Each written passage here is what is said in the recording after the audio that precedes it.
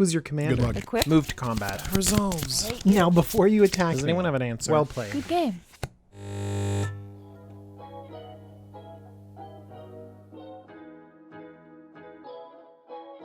Hello, Commander players. This is Jumbo Commander, and today I have a new deck tech coming out of Ixalan, the brand new set that is just about to be released. It's Tishanna, Voice of Thunder. Tishanna, Voice of Thunder is 5 green-blue for a star legendary Merfolk shaman. That star is equal to the number of cards in your hand. You also have no maximum hand size, and when Tishanna enters the battlefield, draw a card for each creature you control. Tishanna's a pretty cool card. I really like that it's a simic Merfolk as well, but Tishanna has some tough competition in simic. Let's think about the other commanders in this color combination, like Prime Speaker Zagana, or Edric, Spymaster of Trest, Krufix, God of Horizons. And now that I mention all of these different creatures, Tishanna feels a little bit underwhelming. 7 mana is a lot, it's more than Prime Speaker Zagana, and it can draw cards less reliably than that. I say less reliably because Prime Speaker Zagana only needs a single creature on the battlefield to get a good payoff. A 3/3 beast will draw you 4 cards, that's okay. Tishanna has to have the investment of many other creatures before you draw a bunch of cards. It means that when you're winning and have a strong board presence, you get further ahead, but if you're disrupted a little bit, it might be hard to claw back into the game. While I do like the no maximum hand size, but we have a lot of effects that can reproduce that, and Krufix, God of Horizons fulfills a different role. Now you might think about going wide, getting tons of creatures on the battlefield, but Edric is also a really similar strategy where you can draw cards for how wide you go with creatures. If you're looking for a Merfolk legendary, we did just get Thrasios Triton Hero, which can fulfill that role. You can even add another partner to Thrasios, so you can splash over into white to get more access to Merfolk. So where does this leave Tishanna? Am I the only one underwhelmed with this performance? But do you know what? This is my competitive bias coming in. Not every deck needs to be fast-paced and low to the ground and the best of simic commanders. I think Tishanna is a very interesting and cool commander, and forcing myself to look at this deck tech and make it really allowed me to explore some options that I didn't think of before and to me are much more exciting. So let's start off with getting one thing out of the way. What if you want to go Merfolk Tribal? Well, I did mention the presence of Thrasios. There's also another simic Merfolk, Vorel the Wholeclade, but I'm not going to go through and name all the great Merfolk. You can do a search yourself, look up great Merfolk, look up the green ones from Ixalan, but why would you want to have Tishanna as your commander? Well, it's to splash over into green. So the green Merfolk that would draw you into this strategy are the 2 legendary Merfolk, Vorel and Thrasios, but also the Selkies, Cold-Eyed Selkie, Wistful Selkie, Selkie Hedgemage, and Kior's Follower. We can see that there's some valuable Merfolk here, but all the Merfolk power is really sitting over in mono blue. I think Merfolk would be a pretty strong strategy for this because you do want to flood the board and have them build each other up with all of the lords in that set. I think it'd be really cool, but I don't think you need my help building it. Looking at Cold-Eyed Selkie, I realized that there's some room for Tishanna in a sort of Edric style deck. And Edric is not a commander that you can easily play. When you play Edric, people kind of assume what you're playing. You're playing Slither Blades and Hypnotic Sirens, and you have extra turn spells and cheap interaction. And Edric is fun, is cool, is very powerful. And sometimes you don't want to play that classic Edric deck. Maybe you want to go a little bigger, a little bit less competitive, but maybe more fun and more fitting for your playgroup. So let's take some inspiration from Cold-Eyed Selkie and Edric Spymaster of Trest, and put some creatures in that do stuff when they hit your opponent. Well, let's have some enchantments that reinforce this theme, like Coastal Piracy, Bidon of Thassa, Deep Fathom Skulker.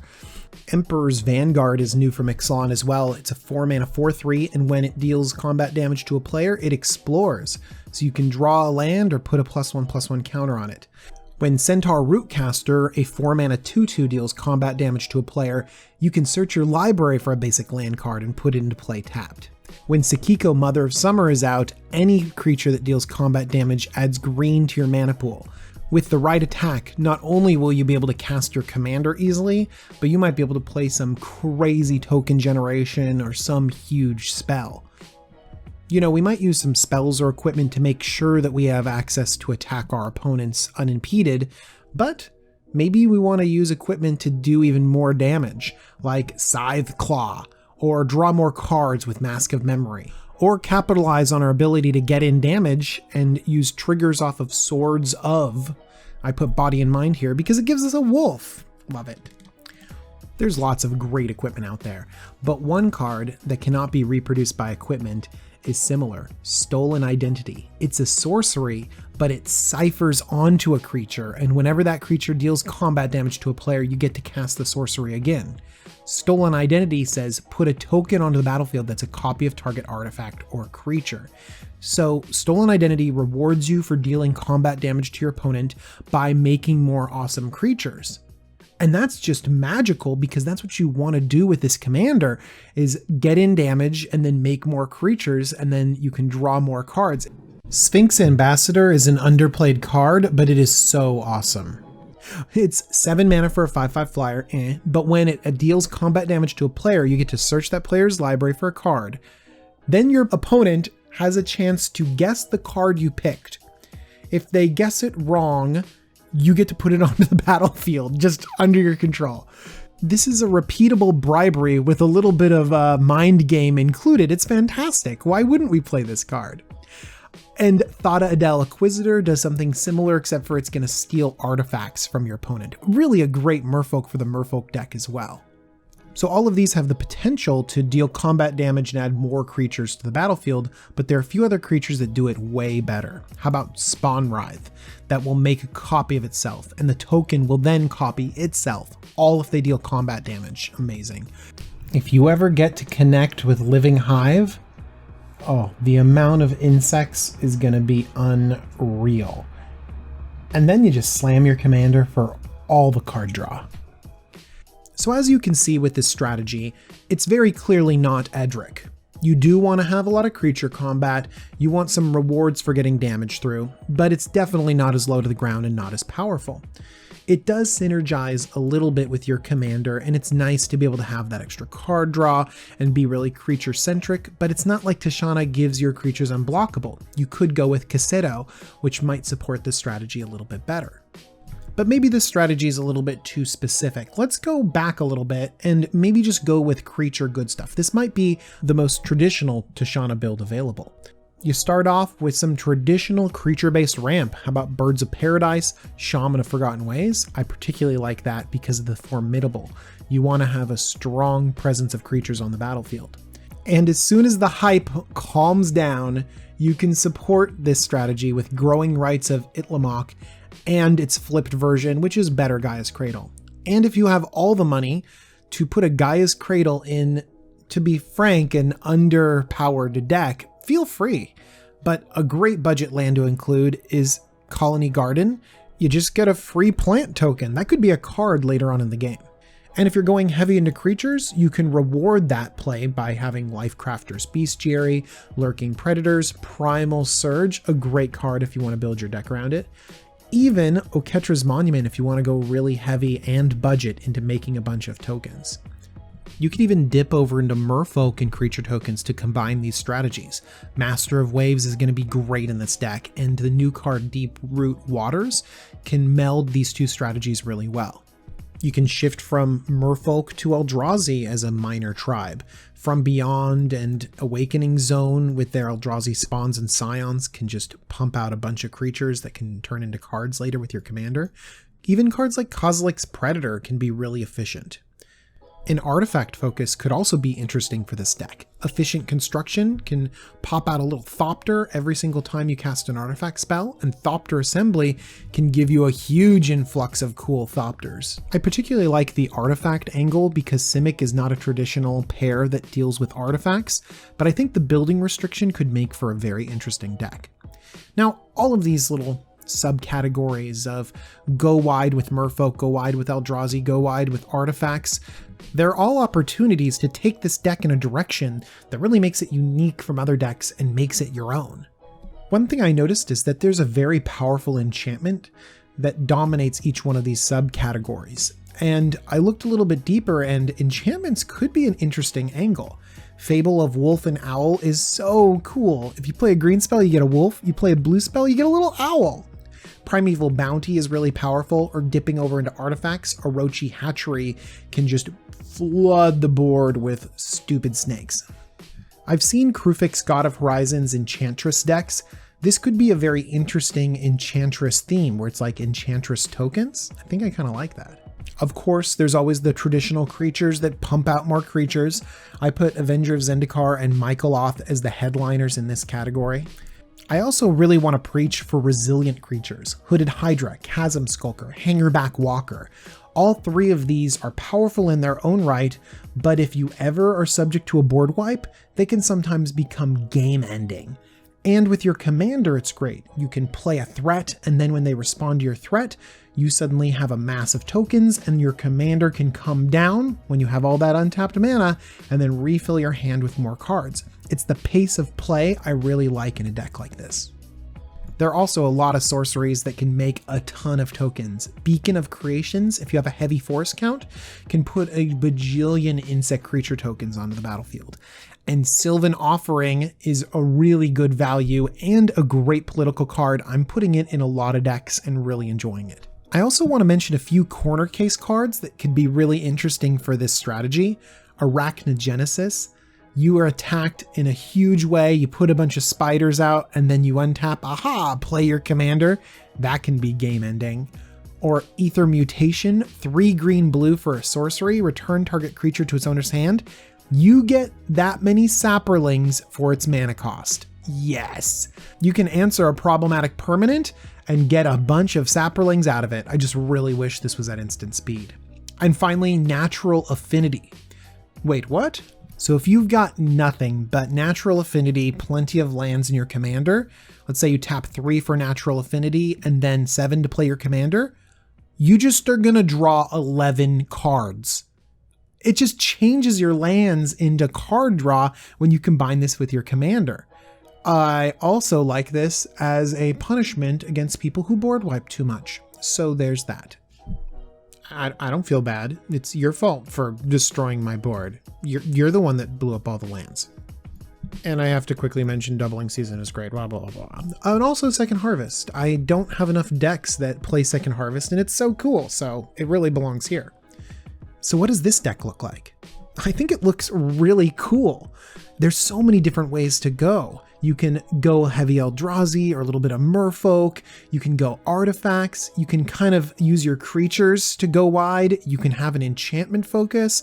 You could even go with a spells package. Imagine cards that put squirrels into play, but you have Talrend on the battlefield, so you get a Drake into play, and it's doubling up with another crazy enchantment. I mean, it feels fun. And I like all the flexibility we have because none of these sound particularly dominant. And I know that this might not be the most powerful of strategies, but it sounds big and splashy and fun, and that it would fit in at a lot of play groups. It would certainly fit into mine. Okay, I have one last consideration for Tishana. And I gotta admit, it's a little bit janky, but I'm super enthusiastic about this, so tell me what you think. This is a star tribal deck, because Tishana's power and toughness is equal to the number of cards in your hand. So if you can have a stupid amount of cards in your hand, Tishana can get huge as well. And Tishana's not the only creature that has this ability. Aeon Chronicler, Overbeing of Myth, Sturmgeist. I love that Sturmgeist. Keep going. I can keep going. How about the original Maro, Multani Maro Sorcerer, Masumaro First to Live, whose power and toughness is not just the number of cards you have in your hand, but twice that. Mark Rosewater would be very proud of this deck, guys. But there's even more. How about the new Sage of Ancient Lore, Psychosis Crawler, Sumaro First to... Another Maro! Sorumaro First to Dream. That's awesome too. But wait, Sorumaro gives us an excellent strategy. it has flying, but when you pay 4, you can return a land you control to its owner's hand and then draw a card. So for 4 mana, you can add 2 cards to your hand and then have all your creatures get a little bit bigger. There are a lot of creatures with this effect. Moloku, the Clouded Mirror, is the most popular, which has the much better rate of 1, return a land you control to its owner's hand, and to create a 1/1 blue illusion. Oh, Moloku works really well. So you tap a bunch of lands, you return them to your hand, you create illusions, but your commander has power and toughness equal to the cards you have in your hand, suddenly all of your lands, and lets you draw even more cards based on your creatures, the illusions you just put into play. This is all coming together, guys, and we can go even deeper. If we want to just pick up all of our lands, a Borrow Breeze Caller can let us do that, even though it's kind of a pathetic creature. But why should we be the only ones picking up our lands? How about Sunder? Yes, this card is legal in Commander, and it's disgusting. Everyone picks up all of their lands. Just imagine that. You have a few stars out, it's late in the game, and suddenly you play a Sunder at instant speed, and then everyone is picking up their lands, and you have given all of your creatures +15/+15. That's a majesty. And guess what? They all have to discard to hand size, but your commander and other cards in this deck mean you don't have to do that. I mean, Praetor's Council, Thought Vessel, both of those can give you additional effects like your commander, so you don't have to discard all the lands that you're picking up again. But you can pick up other stuff besides lands. Paradoxical Outcome will let you pick up random mana rocks like your Thought Vessel, like your Soul Ring, and then let you draw cards too, having your hand be huge. Or a simple card like Gush, pick up 2 islands, draw 2 cards, suddenly you're pumping your whole team even more. We can go deep on this strategy with cards like Temple Bell or Howling Mine that lets everyone draw cards. Vincer's Journal can reward us for the amount of cards we have in our hand. A card like Black Vice can punish our opponents when they're stuck with a bunch of cards in hand. Or Stormseeker. Use Sunder, and then use Stormseeker, deals 1 damage to target player for each card in his or her hand. That's a way to kill someone. I think you just win Commander. Like, the whole rest of the board should just scoop to you if you Sunder into Stormseeker someone. Also, Sword of War and Peace is a great equipment that can give you some protection, but also punish your opponent and gain life for all those cards in your hand. All right, this has been a really janky strategy, but you got to admit, doesn't that sound fun to be able to just mess with your opponents and play all of these star creatures? I think in order to do it, you're going to have to rely pretty heavily on cards like Moloku and Psychosis Crawler to do the bulk of the damage and then maybe finish it out with one of these big stars. I also think you need to pay very close attention to cards like Burgeoning and Exploration to be able to redeploy your lands onto the battlefield, because a lot of the strategies that I've explained in the entire deck tech take a lot of mana because, well, your commander takes a lot of mana and you're putting a lot of things onto the board. You're committing a lot. All right, this has been a really fun deck. I was down on Tishana before. I was like, oh, it's not as good as the other Simic commanders, but that doesn't matter. He still opens up a whole new realm of exploration for Commander in this color pair. I'm excited to build Morrow Tribal or maybe enchantment focused tokens. That sounds so neat. So please tell me in the comments how you plan on building Tishana. And please, if you like this video, consider subscribing or liking this video. And most importantly, you guys have a wonderful day, and I'll see you really soon for another deck tech.